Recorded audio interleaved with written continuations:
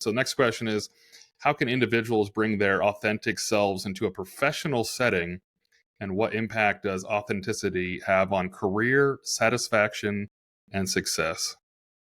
Yeah, so it's a great question, and it's funny. It's unclear why it would be any different in a professional setting than in a public setting. The idea is that maybe fear is underlined as an influencer inside of the professional setting. The idea really being propagated here is that if you speak your truest self in a professional setting, you may in fact lose your job, or lose the support of your boss, or lose the support of your employees, depending on your position.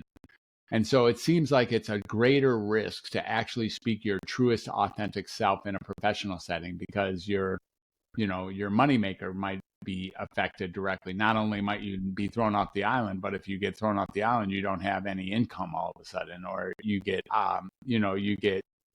fired or laid off, or demoted, or whatever might happen. So, and what the question is, the second half of the question was career. How does it impact career satisfaction and success? Do you see that as Yeah, being a positive or negative? right. So, the more authentic you are, the more life satisfaction will grow. As simple as that. And the more inauthentic you are, you have a little meter inside of you that knows when you're saying stuff that you're not aligned with, knows when you're not speaking and you should, and knows when you're speaking too much and you shouldn't, knows when you're making a difference in a positive direction, and knows when you're likely to make a difference in a negative direction.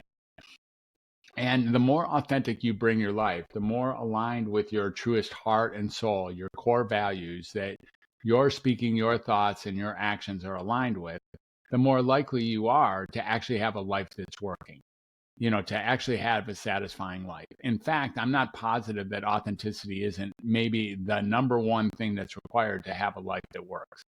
If you're making a lot of money and even have a lot of a lot of prestige, or a lot of girlfriends, or a lot of cars, or a lot of whatever you think you have, and you're not being authentic, you're not going to live a very satisfying life, even with all those external circumstances in your space.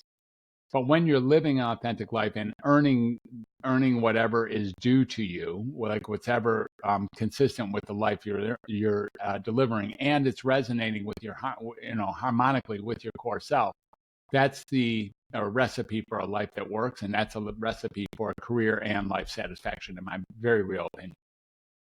Yeah, that makes sense.